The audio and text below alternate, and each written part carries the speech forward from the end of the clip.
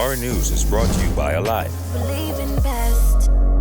Good evening, Bahamas. Coming up in our news tonight, two of our very own return home to compete and say there's nothing like being home. Why the BAHAMASAIR chairman says the government shouldn't be in the airline business. And how one sickle cell warrior says he found his courage.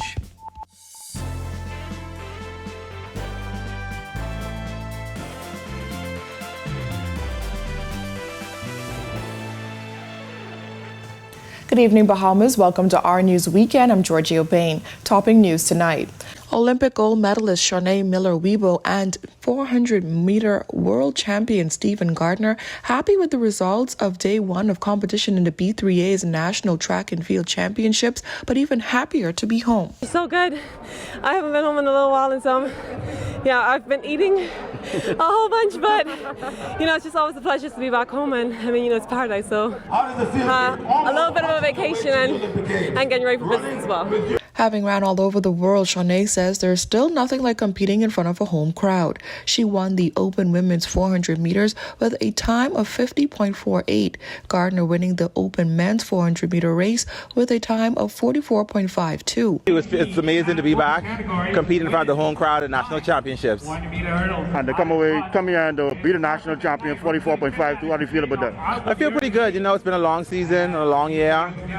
We're getting to where we need to be for the Olympic Games, and I'm happy about it. Okay, just give God thanks and praise for it. We just want to go in here. We want to get a few runs in, and we just kind of get the system turning back on. And so, it's always a pleasure to come out here and compete in front of the home crowd and compete with all the great athletes here from the Bahamas. While Shanae is making it look easy on the track, she's taking it easy as she recovers from a recent injury. I'm just coming back from an injury, but like I said, we're just getting through as much as we could to get the system turned back on and be ready when the games come. How do you feel about pulling the young girls through and having a chance to possibly qualify in the relays? I think we have a really good shot, and so we're just going to go out there, and you have so much great girls that are running really well, and we're just going to go out there and see if we can qualify. BAHAMASAIR Chairman TURNQUEST says while he understands that there are several reasons why the government must continue to maintain the national flag carrier, he believes that the government should not be in the airline business. I think that the government ought not to be in the airline business. That's my personal opinion. There's good reason why the government is in the airline business. And they've asked me to be the chairman of BAHAMASAIR, and I'll do the best that I can. TURNQUEST said while he understands the need for the airline to facilitate family island connections, there is a dire need for institutional strengthening that won't happen as a government entity. The government is unable to put in the necessary capital to have a fleet of a size to make it viable. And there has to be a lot of institutional strengthening if that's not always possible as a government entity. He added that the latest budget allocation is an example of why it is not sustainable for the government to remain in the airline business. BAHAMASAIR, come June 30th, for the period July 1st, 2020 to June 30th, 2021, would have received more than $60 million from the government. That's not sustainable. That's not sustainable. The government has allocated $30 million in this budget period, 20 odd of which is to facilitate the loan payments that for the ATRs that were purchased in the 5 ATRs that were purchased in 2016. The only way the airline can prove to be an asset for the government, according to TURNQUEST, would be to move away from the current subvention. And there's 8 to 10 million left just to assist with our operations. And really, the subvention is really only to ensure that BAHAMASAIR continues to go to unprofitable domestic routes like the southeastern Bahamas and elsewhere within the Bahamas. So that's not serviced by other airlines, and so we would hope we get to the stage where BAHAMASAIR doesn't need the government subvention. Well, the government is putting its money where its mouth is by investing in food security. Agriculture and Marine Resources Minister Michael PINTARD says there is more money in this year's budget to take the country one step closer to feeding itself. We believe that the budget has to be substantially larger if we're going to no longer rely narrowly on tourism and, of course, financial services. And so I believe we are moving in the right direction. Are we there yet? Of course not. But we have, for example, the capital budget, more than $3 million. And so we're going to be able to establish the agro villages on 6 islands, beginning first with Grand Bahama and New Providence, which is really a cluster of smart farms in one geographical area, growing a variety of fruits, vegetables, and other agriculture products. He said there's a large sum that has to be dedicated to meet farmers' needs alone. A minimum of $5 million we're going to be able to dedicate towards a variety of inputs that farmers need. They need land clearing. They need inputs like, for example, for food processing. We're assisting them in establishing food processing houses. They need jars and containers, additives and machinery. We're also investing in heavy equipment. And on 7 islands, we'll be able to place tractors, tilling machines, rock crushing machines to help in land preparations. Over 40 fishermen recently received a donation to assist with their business. The ministry has now embarked on a program with FAO to distribute today 2,500 condos, which would allow fishers to deploy them in order to attract lobster, which is, of course, our most precious marine resource. And so we're excited today to touch at least 49 fishers here in Grand Bahama. Of course, we'll touch another 29 later in the month in Abaco. More than 20 are now graduates of the Bahamas Technical and Vocational Institute. Speaking at the school's drive-in commencement ceremony, Prime Minister Dr. Hubert Minnis congratulated the graduates and assured them that the program at BTVI prepared them for a life after college. This program has prepared you for the workforce.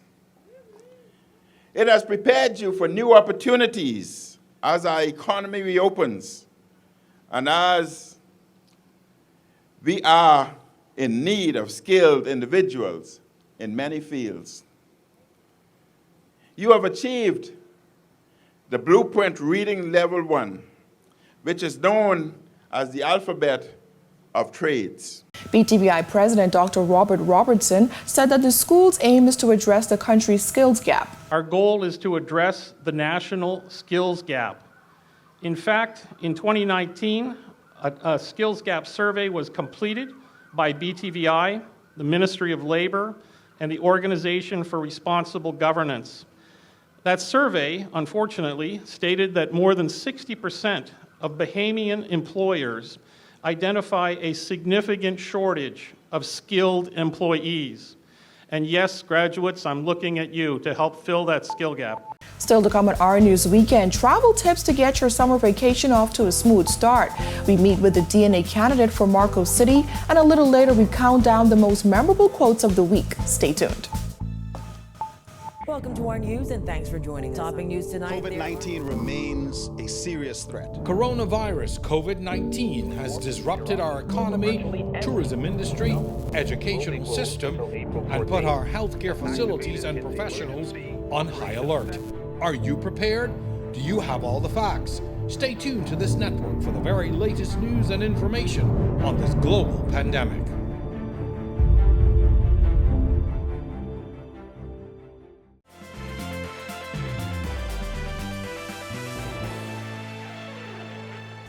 Whether it's a short weekend getaway or an extended trip abroad, the Nassau Airport Development Company is aiming for passengers to get their tips to make their travel experience a smooth one. Vice President of Commercial Development Jan Knowles said, here's how you can avoid long check-in lines. The key to easy travel this summer will be to arrive at the airport 3 to 3.5 hours prior to your scheduled departure time. If your schedule allows, avoid travel on Saturday and Sundays and select less busy days like Tuesday or Wednesday, and schedule flights before 9 a.m. or after 2 p.m., which is the airport's peak travel window. For those traveling to the United States, Knowles has this bit of advice. Most important, the United States requires a negative COVID-19 test result for all persons, whether they are vaccinated or not. Passengers must be tested prior to arrival at the airport. As more and more people in our main source market, the United States, become vaccinated, they are excited to travel to Nassau, and this is certainly welcome news for our tourism recovery. Noel says these travel tips can come in handy whether you're passing through Lynden Pinling International Airport or any airport around the world. It must be noted that airports all over the world are facing significant pent-up demand for passenger travel this summer following the travel restrictions of the past year. Passenger processing at all airports takes longer given COVID-19 protocols, and as such, Bahamians traveling should be aware of important tips for travel this summer that can be found on the airport's website and social media channels. Grand Bahama has been hit by both Hurricane Dorian and the COVID-19 pandemic, but according to one aspiring politician, he says things were difficult a long time ago. In this edition of Grand Bahama in Focus, our Jillian Gray speaks with a DNA candidate for Marco City who says he's passionate about changing the island for the better. People of Grand Bahama, this is your chance to make a change for this country. This is your chance for a better life. That's the passionate plea coming from DNA candidate for Marco City, Stephen Forbes. With 5 seats in Grand Bahama, he says the F&M has done virtually nothing for the island, and he's looking to change that. The people of Marco City, they are fed up as well, all right? And you kind of get that same energy coming from a lot of people here on Grand Bahama because, you know, the F&M, they have 5 seats on Grand Bahama. And if you look on the island of Grand Bahama, there's still absolutely nothing that is happening here on the island of Grand Bahama. And so walking, doing my walkabouts, there are a lot of people who are enthusiastic about change. From building the economy to developing the creative arts, Forbes says he's ready to hit the ground running from day one. As a youth leader and educator, he's used to leading his students to victories on the court, but the native of Grand Bahama says he's now ready to create more opportunities on the island for young people. Building or creating the Institute of the Creative Arts, all right? And so that's going to pump a lot of money into Grand Bahama because we want to make Grand Bahama the industrial hub of the Bahamas. For Marco City, we plan to do certain things in terms of education. The DNA plans on creating an institute for the creative arts, and that's something that I plan to do in Marco City in terms of music, in terms of film, in terms of theater, and in terms of fashion. He said another major bone of contention that needs to be addressed is the deal with Grand Bahama Port Authority. It's an agreement Forbes thinks needs renegotiating. Renegotiate terms with the Grand Bahama Port Authority. They are the main branch here that is in charge of developing the island of Grand Bahama. And so, what is your plans? How best can we help with those plans? You know, because you are responsible. And seeing that you are responsible, you have a contractual agreement with the government. And if you're not living up to those obligations, then maybe we're going to have to do something that's going to be a very, very tough decision to make. His solution to fix Grand Bahama's problems is simple. No more of the 2 major political parties. This country isn't just F&M and PLP. It's more than that, and it's bigger than that. And so people of Grand Bahama, this is your chance for change. Reporting for Our News Weekend, I'm Jillian Gray. When Our News comes back from the break, meet this week's sickle cell warrior, plus the Weekend Sports Minute. Stay with us. Welcome to our news and thanks for joining us. Topping news tonight. COVID-19 remains a serious threat. Coronavirus COVID-19 has disrupted our economy, tourism industry, educational system, and put our healthcare facilities and professionals on high alert. Are you prepared? Do you have all the facts? Stay tuned to this network for the very latest news and information on this global pandemic.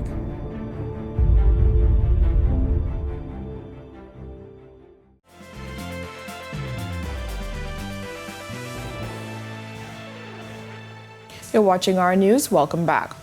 More Bahamians are embracing the concept of a digital wallet, according to SUNCASH financial controller DAYAN Bourne. He said as the COVID-19 pandemic changed the way we do business, the company's subscription list jumped to 50,000.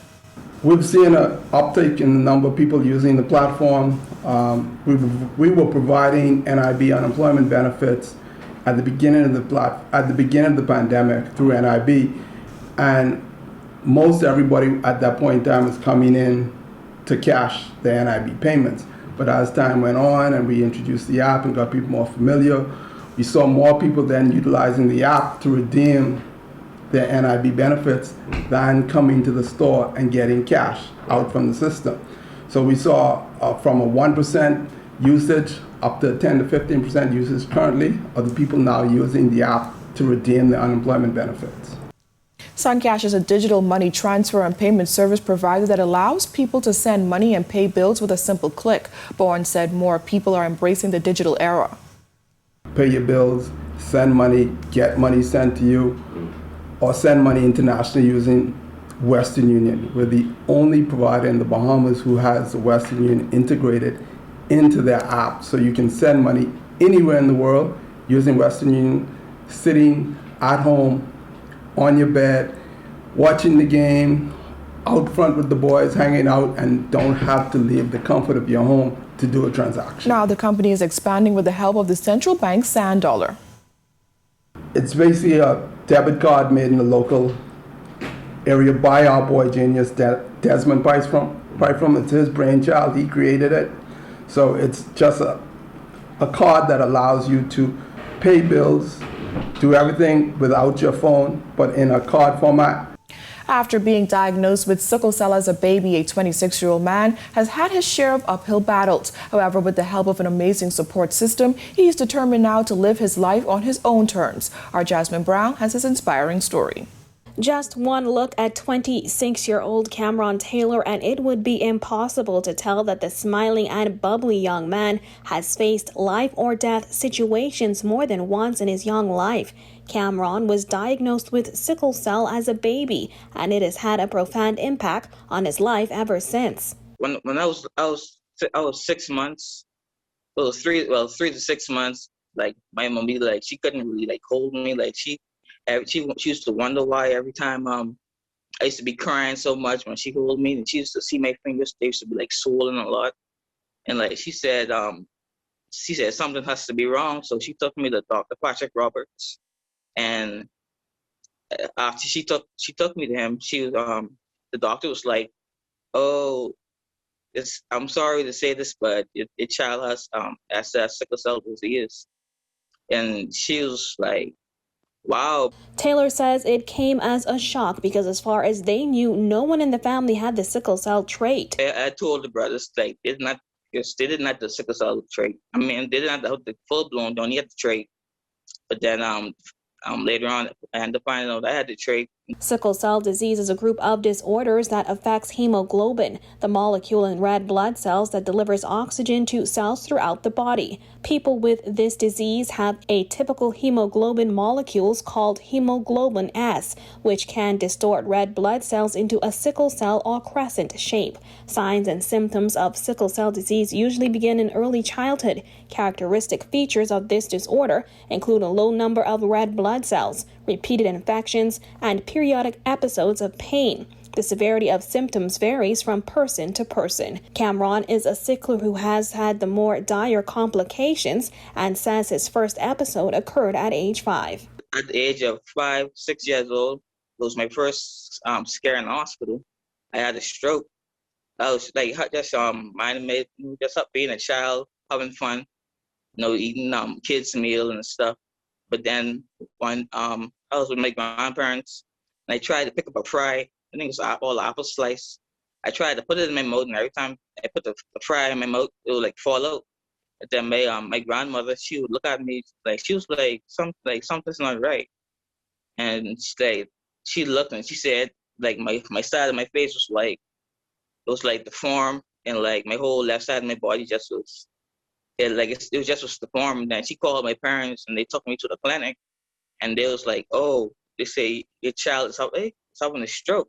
CAMRON says at the time doctors did not think he would survive, but his faith kept him going. Basically, I spent my majority of my childhood inside the hospital, and to this day now, my mom, she would make the joke and say, say when I was younger, I used to tell her, "Oh, see where I used to live." And like it used to be funny funny back then, but now like as you think about it, it's kind of sad. But then you learn and live and how to deal with sickle cell. CAMRON, who is now one of the faces of the Bahamas Sickle Cell Association's newest awareness campaign, says he made a conscious effort to no longer suffer in silence. Well, one time ago, I used to be embarrassed to tell people I had sickle cell because I felt like they was going to just baby me and treat me like, oh, like he can't do nothing for himself. So I never used to tell nobody I had sickle cell. So every time, I'll be like suffering in silence. But then as I mature and grew older, I said, this isn't the way to go. People have to know about it. And I started telling my friends, started telling the teachers, and like everybody used to like first say, "Oh, see, CAMRON missing a day of school again." I think it was one time ago the teachers thought I was stuck in school, but I was inside the hospital, just getting treatment for pain, and I was getting like fluids and oxygen. But then after I came out and I started talking about it and being more like, say, okay, this is the disease I have to live with. He says with the help of his family and friends and the Sickle Cell Association, he has been better able to live with the disorder. Reporting for our News, I'm Jasmine Brown. Today was the final day of competition in the Rev Swimming Nationals at the Betty Kelly Kenny Swimming Complex. Defending champions, the Makos, continue to lead the point standings. Meanwhile, across in the Thomas A. Robinson Stadium, the B3A's National Track and Field Championships wrapping up as well. From the tennis beat, Our Ladies National Squad now 2-1 at the Billie Jean Cup in Panama, following a win against Uruguay on Saturday. Well, still to come, recapping the most memorable quotes of the week. Stay with us.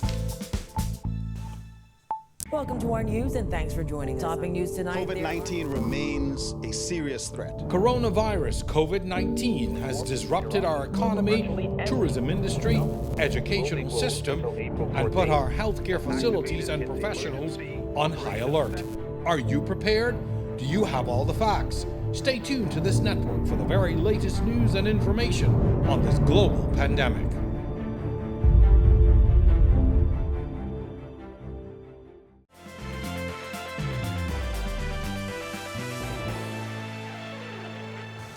Welcome back to our news. It's time we take a look at the week's most memorable quotes. Let's start things off with the Attorney General, Carl Bethel, who addressed the future of emergency orders.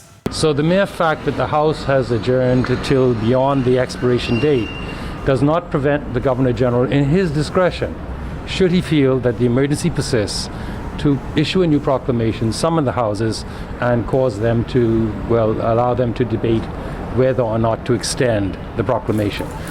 Then there's this sad moment as a grieving father mourned the loss of his young son as he was shot and killed on Pairdale Road. I killed my son. Hope you all are just feeling good, man. And God be with you all, you know. God be with you all, boy. Right.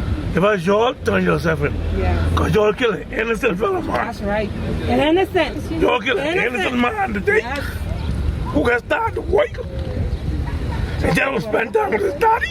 And the quote of the week goes to the Attorney General, Carl Bethel, who on Thursday dismissed any suggestion that the government is on a witch hunt. And, it's this narrative coming out of all of the contributions by members opposite here and in the other place, that somehow the government, the minister's administration, is out to get political opponents and is abusing the prosecutorial authority to persecute political opponents. This, Madam President, is a desperately untrue allegation, as we say on the streets, an allegation from the pit of hell. Well, thank you so much for joining us for our News Weekend edition. On behalf of the entire team, I'm Giorgio Bain. Have a beautiful evening, Bahamas.